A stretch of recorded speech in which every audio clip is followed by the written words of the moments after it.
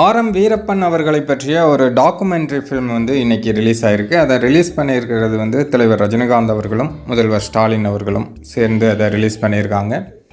முதல்வர் ஸ்டாலின் அவர்களும் தலைவர் ரஜினிகாந்த் அவர்களும் ஆர்.எம்.வி பற்றியும் சில விஷயங்கள் பேசியிருக்காங்க. ஆர்.எம்.வி அவர்களை பற்றி தலைவர் ரஜினிகாந்த் அவர்கள் பேசும்போது ஒரு நிமிஷம் அப்படியே தளதளுக்க பேசினாங்க. ஏன்னா தலைவர் வந்து ஒரு காரியம் பண்ணாங்க, அது எல்லாருக்கும் தெரியும். அதனால் ஆர்.எம்.வி அவர்களுக்கு ஒரு பாதிப்பும் ஏற்பட்டது. அது பற்றி தான் தலைவர் வந்து அந்த வீடியோவில் பேசியிருந்தாங்க. தலைவர் மேலே எப்போதுமே அன்பு கொண்டவர்களில் சில முக்கியமான நபர்கள் அப்படின்னா அது K. Balachander sir, RMV sir, Jo sir, Panchavarnachalam sir, இதை வந்து தலைவரே சொன்னாங்க. அவர்கள் இப்போது இல்லை அப்படின்னு நினைக்கும்போது எனக்கு ரொம்ப கஷ்டமாக இருக்குது அப்படின்னு தலைவர் வந்து ஒரு நிமிஷம் கண் கலங்கிட்டாங்க. இவரெல்லாம் வந்து இல்லைன்னு சொல்லும்போது சில டைமில் வந்துட்டு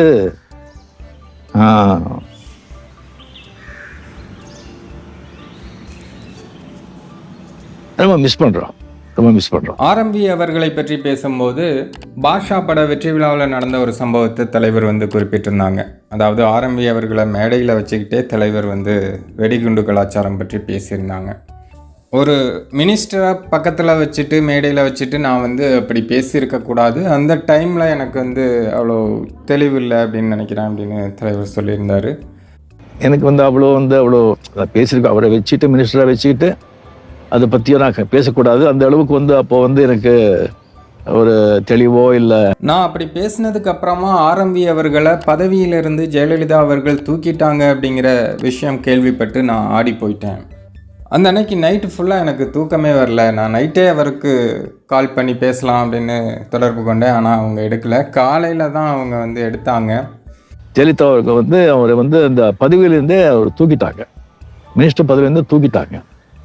எனக்கு ரொம்ப கஷ்டமாக போச்சு. நானும் அவர்கிட்ட சாரி சொல்லி எவ்வளோ பேசினேன். ஆனால் அவர் வந்து அதெல்லாம் நீங்கள் மனசுலேயே வச்சுக்காதீங்க, இதெல்லாம் ஒரு பிரச்சனையே இல்லை, பதவி என்ன பதவி போனால் ஒன்றும் பிரச்சனை இல்லை, நீங்கள் இதை மனசில் வச்சு கஷ்டப்பட வேணாம், நீங்கள் விட்டுருங்க அப்படின்னு ஆர்.எம்.வி அவர்கள் சொல்லியிருக்காங்களாம். இந்த மாதிரி பண்ணி ஆயிடுச்சு, அதனால தான் ஆச்சுன்னு சொன்னால் அவர் வந்து ஒன்றுமே நடக்காத மாதிரி, அதை நீங்கள் விடுங்க, நீங்கள் அதை பற்றி ரிசீவ் பண்ணுறீங்க, பதவி என்ன அது, ஐயா நீங்கள் மனசுலே வச்சுக்க வேண்டாம். அது மட்டும் இல்லாமல் தலைவர் வந்து நான் வேணா ஜெயலலிதா அவர்கள்ட்ட பேசுகிறேன் அப்படின்னு சொல்லும்போது ஆர்.எம்.வி என்ன சொன்னாங்களான்னா, வேணாம், அந்த அம்மா வந்து ஒரு முடிவு எடுத்துட்டாங்கன்னா அதுக்கப்புறமா யார் சொன்னாலும் மாற்ற மாட்டாங்க, நீங்கள் அவங்கக்கிட்ட பேசி உங்கள் மரியாதையும் இழக்க வேணாம். அது மட்டும் இல்லாமல் நீங்கள் சொல்லி அந்த பதவியில் நான் உட்காந்து அது சரிப்பட்டு வராது, வேணாம் விட்டுருங்க, இதை ஃப்ரீயாக விடுங்க, ஒன்றும் பிரச்சனை இல்லை அப்படின்னு ஆர்.எம்.வி அவர்கள் தலைவர்கிட்ட சொன்னாங்களாம். ஃபோனில் நான் வேணும் வந்து அவர்கிட்ட நான் வந்து பேசிட்டா இதை பற்றி சொல்லும்போது ஐயோ வேண்டாம், அந்த அம்மா வந்து வண்டி ஒருத்த சேஞ்ச் பண்ண மாட்டாங்க, நீங்கள் பேசி உங்கள் மரியாதை இங்கே வந்து இழுக்க வேண்டாம்.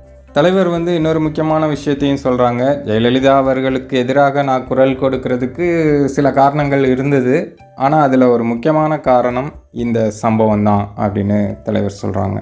ஜெயலலிதா அவர்களுக்கு எதிராக நான் வந்து ஒரு குரல் கொடுக்கறதுக்கு வந்து சில காரணங்கள் இருந்தால் கூட இந்த காரணம் ரொம்ப முக்கியமானது.